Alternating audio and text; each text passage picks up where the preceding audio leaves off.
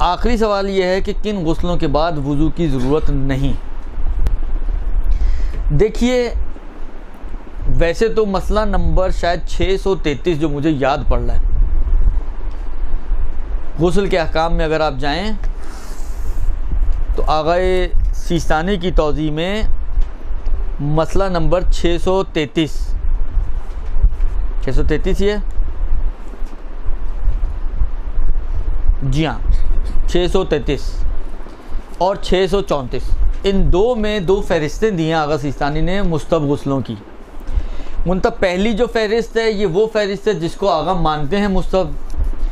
دوسری جو فہرست ہے وہ فہرست ہے کہ جس کو بعض فقہا نے مانا ہے لیکن آغا کے نظریے کے مطابق ثابت نہیں ہے۔ کرائیٹیریا جو ہے وہ یہ ہے کہ وہ غسل کے جن کا استحباب ثابت ہو،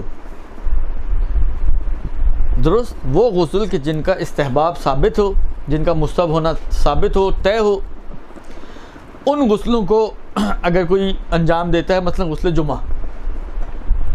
تو اس کے بعد اگر وضو نہ بھی کرے، البتہ یہ آغائے سیستانی کا نظریہ ہے، آغائے خامنائی کا نظریہ یہ نہیں ہے، اور آغا خمینی کا بھی یہ نظریہ نہیں تھا۔ ان دونوں کے نزدیک صرف جنابت کے غسل کے بعد وضو نہیں ہے، باقی سارے غسلوں کے بعد وضو ہے، چاہے وہ واجب ہوں چاہے وہ مستحب ہوں۔ لیکن آغا سیستانی کے نظریے میں واجب غسلوں کے بعد تو ہے ہی نہیں ہے، وہ ایک اپنی جگہ پر سوائے استحاضہ کے غسل کے کہ جہاں پر وضو کو ایڈ کرنا ہوتا ہے، لیکن اس کے علاوہ ایسے مستحب غسل کے جن کا استحباب ثابت ہے، ان مستحب غسلوں کے بعد بھی وضو واجب نہیں سمجھتے آغا سیستانی اور آغا خوئی۔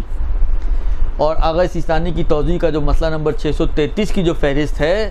یہ وہ غسل ہیں کہ جس کے اندر آغا کے نزدیک ثابت ہیں اور جن کے بعد وضو کی ضرورت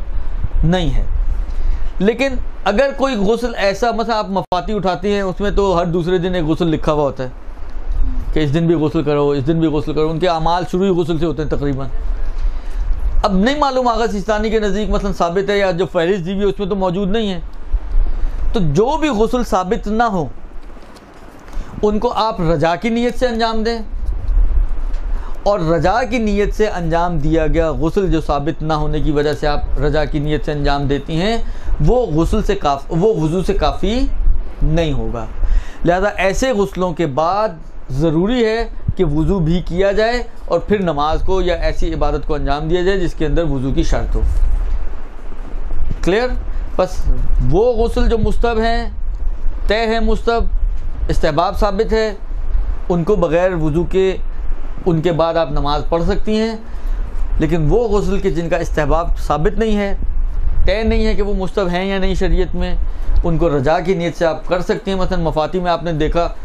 مثلا حالا من باب مثال، اب میرے کو لسٹیں یاد نہیں ہیں لیکن ایک صرف مثال بنا رہا ہوں، ہو سکتا ہے تکا غلط بن جائے، اس لیے میں پہلے سے بتا رہا ہوں۔ مثلا آپ نے دیکھا جناب، مثلا اعلیٰ فرض کریں کہ 25 ذی-القعدہ کا غسل لکھا ہوا انہوں نے، درست، یا انہوں نے لکھا ہوا مثلا اعلیٰ من باب مثال فرض کریں لکھتے جی والدین کی نماز پڑھنے سے پہلے غسل کیا جائے مثلا، درست۔ اب یہ وہ غسل ہیں جو آغا سیستانی کے نزدیک ثابت نہیں ہیں،